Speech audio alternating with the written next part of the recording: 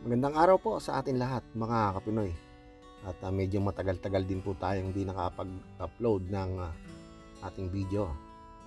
At ngayon is pag-uusapan natin mga Kapinoy is bakit ba ang taas ng demand ng mga native or Philippine Darag native chicken dito sa atin. No, lalong-lalo na po dito sa Luzon is napakarami na pong nag-aalaga ng Philippine Darag native chicken. So ginagawa na po ng business. So napakarami po ang gustong mag-alaga or marami na pong nag-aalaga mismo.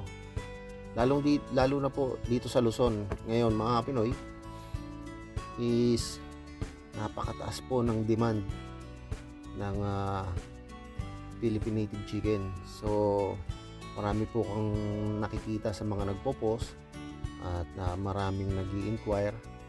So kaya po nasabi ko na mabenta po talaga ang mga darag dahil napakaganda po nitong alaga. Number one is napakatipid po nito sa pagkain. So hindi po ito nangangailangan ng mga pure na feeds or commercial feeds. So meron ka lang panghalo na mga gulay or mga leftover na foods, lalo na kung meron niyang kasamang mga kanin. Yan, so pwede nating haluan ng mga gulay, kahit po yung mga gulay na nagaling sa palengke. Pwede po natin yan ihalo at napakasustansya po niyan. Gusto po yan ng mga native chicken. At kung pag-uusapan naman po is lasa ng karne, is number one po ang Darag native chicken.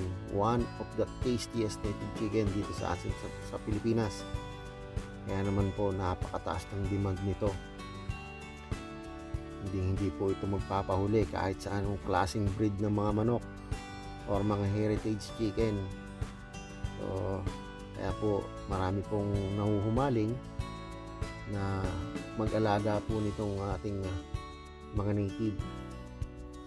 Kaya naman mga Pinoy, dito po sa amin sa bayan ng Saragosa is marami na rin pong nag-aalaga at nahikayat ko po yung aking mga kababayan at nakapagbenta po tayo ng mga sisiw para po kahit paano is makapag-share po tayo. At marami na pong breeder dito sa aming bayan. So marami na rin po tayong mga available ngayon. Meron po tayong mga available na 3 months old tsaka 4 months old. Kaya po pwede na naman tayong mag-share. Lalo na po sa mga medyo malalayo, huwag lang pong tawid dagat is makapag-share po tayo.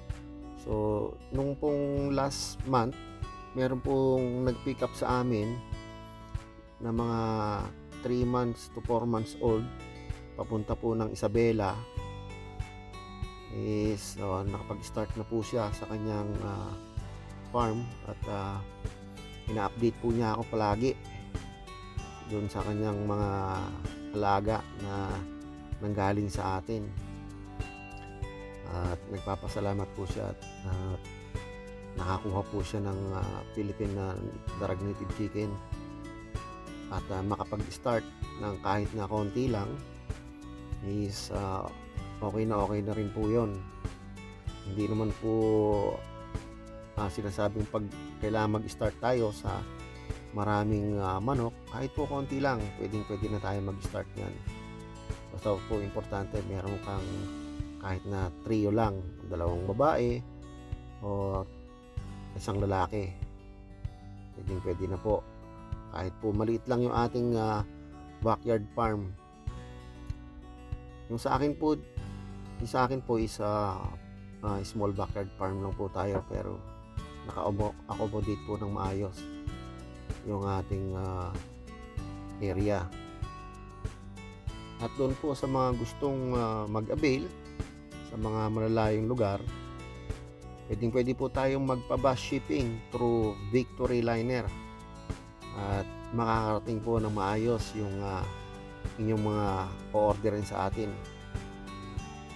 Siyempre po, yung shipping po is settle po ng buyer. So maliit na halaga lang po ang pagpapashipping sa